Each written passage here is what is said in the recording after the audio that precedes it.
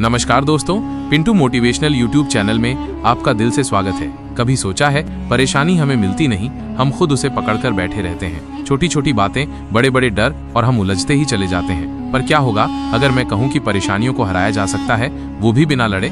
बहुत समय पहले किसी नगर में एक व्यक्ति रहा करता था जिसका इस संसार से मन भर चुका था, जो इस संसार की मोह माया को त्याग देना चाहता था। उसने एक दिन ये फैसला किया कि वो इस संसार की हर एक मोह माया को त्याग देगा। उसने अपना मन बना लिया था। उस व्यक्ति ने सन्यासियों का जीवन देखा था और उसने अब ये तय कर लिया था कि वह अब एक सन्यासी बनेगा। वो तुरंत अपने घर से निकलकर पास में रह रहे एक बौद्ध भिक्षुक के पास जाता है और उनसे कहता है कि मुझे एक सन्यासी जीवन जीना है, मैं इस संसार की मोह माया को त्याग देना चाहता हूँ। इस पर वो बौद्ध भिक्षु उस सन्यासी से कहते हैं कि क्या तुम सच में सन्यासी का जीवन जीना चाहते हो? इस पर वो व्यक्ति उस बौद्ध भिक्षु के सवालों का जवाब देता है और कहता है, जी बिल्कुल। वो व्यक्ति कहता है, मैंने तय कर लिया है कि अब मुझे इस संसार की मोह माया को त्यागना है। उस वृद्ध की बात सुनकर बौद्ध भिक्षु कहते हैं, तो ठीक है, लेकिन तुम्हें मेरी एक बात माननी होगी। इस पर वो व्यक्ति कहता है कि मैं आपकी सारी बात मानने को तैयार हूँ। इस पर वो बौद्ध भिक्षु उस व्यक्ति से कहते हैं कि आज के बाद तुम मुझसे कभी नहीं मिलोगे। जब मुझे जरूरत होगी तब तुम्हें खुद ही बुला लूंगा। हमारे आश्रम में 1000 सन्यासी रहते हैं। तुम्हें उन्हीं की तरह रहना है और उन्हीं की तरह खाना है, उन्हीं की तरह वस्त्र पहनना होगा और ठीक वैसा ही जीवन जीना होगा जैसे कि वे सब जी रहे हैं। इस पर वह व्यक्ति कहता है, ठीक है गुरुवर, मैं तैयार हूँ। इतना कहकर वह व्यक्ति उस बौद्ध भिक्षु को प्रणाम करता है और वहां से आश्रम की ओर चला जाता है। आश्रम में जाने के बाद उसे एक कमरा मिलता है। वहां जाकर चुपचाप बैठ जाता है। आश्रम में रहने वाले सभी लोग उसे चावल कूटने का काम दे देते हैं। वह व्यक्ति उन 1000 सन्यासियों के लिए हर रोज चावल कूटने का काम करने लगा। इसी तरह तरह उसका जीवन व्यतीत होने लगा। उसे लगता था कि जब गुरुजी को उसकी जरूरत होगी तब वो उसे बुला लेंगे। इसी इंतजार में वो व्यक्ति वहां रहने लग जाता है।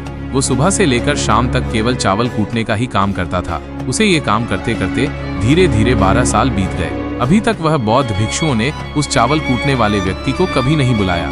लेकिन ये काम करते करते अब उस चावल कूटने वाले व्यक्ति के मन में कोई भी विचार नहीं रह गए थे। ना ही कोई अड़चन और ना ही कोई समस्या उसके मन में पनप रही थी। 12 सालों के बाद वो बौद्ध भिक्षु कब बूढ़े हो चुके थे। उन्हें लग चुका था कि अब उनका अंतिम समय आ चुका है और उन्हें अपना एक उत्तराधिकारी चुनना होगा। इसीलिए उन्होंने पूरे आश्रम में घोषणा करवा दी कि जो कोई भी मेरा उत्तराधिकारी बनना चाहता है वो देर रात में मेरे कमरे के बाहर 4 पंक्तियां लिखकर जाएगा और उसे उन पंक्तियों में बताना होगा कि जीवन जीने का सही तरीका क्या है, इस जीवन को किस तरीके से जीना सही है, इस जीवन का सत्य लिखना होगा। लेकिन एक बात याद रखना, उसे खुद के अनुभव के द्वारा लिखना होगा। किताब में कही हुई बातों को नहीं लिखना होगा या कहीं से नकल मारकर नहीं लिखना है। जो भी यह बताने में सफल हो जाएगा वही मेरा उत्तराधिकारी होगा।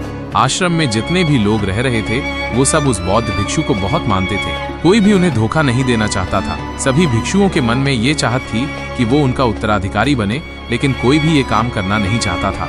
उन 1000 बौद्ध भिक्षुओं में से एक विद्वान भिक्षुक ने बहुत ही हिम्मत जुटाकर अंधेरी रात में दीवार के बाहर लिख दिया कि मन एक दर्पण की तरह है, उसमें धूल जम जाती है, उस धूल को साफ कर दो तो सत्य अनुभव में आ जाता है और सत्य मिल जाता है। ये 4 पंक्तियां उस शिष्य ने बड़ी हिम्मत जुटाकर अपने गुरुवर के कमरे के बाहर लिख दिया।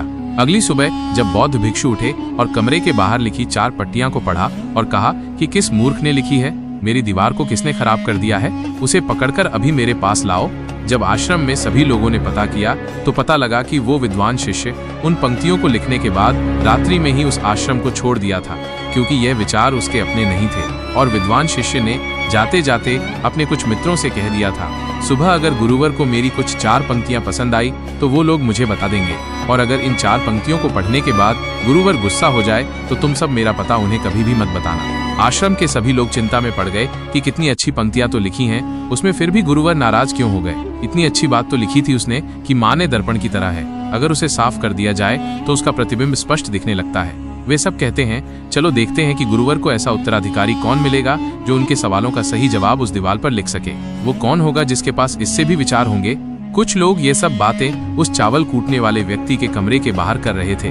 वो चावल कूटने वाला व्यक्ति पूरी बातें सुन लेता है और जोर जोर से हंसने लग जाता है। लोग उससे पूछते हैं, इसमें हंसने वाली बात क्या है, तुम्हें इसमें क्या गलत लगता है? वह चावल कूटने वाला व्यक्ति कहता है, गुरुवर सही तो कह रहे हैं कि किस नासमझ ने यह सब लिखा है। इस पर वैसे लोग गुस्सा हो जाते हैं और उस चावल कूटने वाले से कहते हैं कि तुम्हें क्या पता, तुम तो 12 सालों से सिर्फ चावल कूटने का ही काम कर रहे हो, तुम्हें किस बात का ज्ञान है? ना तो तुम्हें शास्त्रों का ज्ञान है और ना ही गुरुदेव ने तुम्हें कभी ज्ञान दिया। अगर तुम्हें इतना ही ज्ञान है तो तुम ही क्यों नहीं अच्छे शब्द बता देते।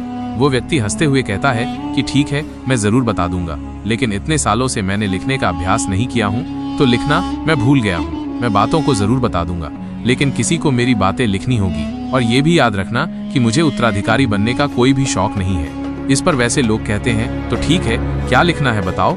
वह चावल कूटने वाला व्यक्ति कहता है तो लिखो जो मैं बता रहा हूँ। कैसा दर्पण, कैसी धूल, ना कोई दर्पण ना कोई धूल, जो इसे जान लेता है वो सत्य को प्राप्त हो जाता है। ये बात उस गुरुदेव के कानों में पड़ जाती है। आधी रात को वो गुरुदेव उस चावल कूटने वाले व्यक्ति के पास आते हैं और उसे कहते हैं कि तुम यहाँ से चले जाओ, वरना यहाँ पर रहने वाले आश्रम के सभी 1000 लोग तुम्हें छोड़ेंगे नहीं। ये जोगा ले लो। तुम मेरा उत्तराधिकारी बनना चाहो या ना जाओ, इससे कोई फर्क नहीं पड़ता। तुम उत्तराधिकारी बनो या ना बनो, लेकिन जो शब्द तुमने कहे थे वही शब्द बिल्कुल सत्य हैं और जीवन के अनुभव को दर्शाते हैं। इसीलिए मन ही मन मैं तुम्हें अपना उत्तराधिकारी मान लिया हूँ। और अगर ये बातें उन 1000 आश्रम वाले लोगों तक पहुंच जाएंगी तो वो सब तुमसे जलने लगेंगे और तुम्हें चोट पहुंचाएंगे। ये लोग बर्दाश्त नहीं कर पाएंगे। ये चावल कूटने वाले व्यक्ति उत्तराधिकारी कैसे बन सकता है? जिसे कभी ज्ञान नहीं, जिसने कभी शास्त्र पढ़ा ही नहीं, वो उत्तराधिकारी कैसे बन सकता है? वो भला कैसे सत्य को प्राप्त कर सकता है? और यहाँ पर शास्त्र जानने वाले सभी लोग सर पीटते रह जाएंगे। इसीलिए तुम यहाँ से चले जाओ, कहीं और अपनी दुनिया बनाओ और वहाँ के लोगों को ज्ञान से भर दो। इस पर महात्मा बुद्ध ने भी अपने एक शिष्य से कहा था, जब तुम्हारे मन की सारे विचार शांत हो जाए, तुम्हारे भीतर विचार आना बंद हो जाए, उस दिन से तुम्हें सत्य का अनुभव हो जाएगा। तुम सत्य का अनुभव करोगे, खुद को भी और इस ब्रह्मांड को भी समझ पाओगे, और यही बुद्धत्व प्राप्ति का पहला कदम है। मन को शांत करने का पहला तरीका जो बौद्ध ग्रंथों में बताया गया है वो खुद के विचारों पर करना।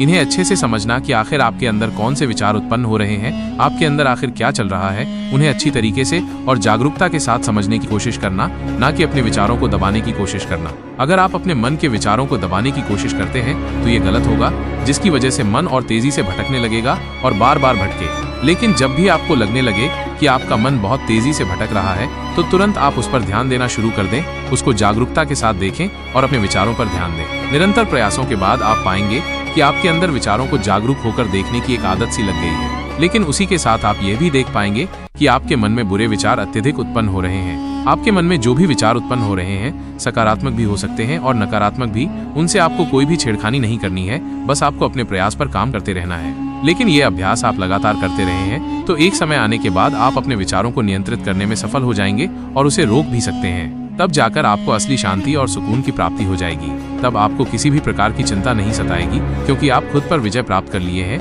आप अपने विचारों को नियंत्रित कर सकते हैं। दोस्तों, अगर आपको वीडियो पसंद आया है तो वीडियो को लाइक करके चैनल को सब्सक्राइब जरूर करें। धन्यवाद।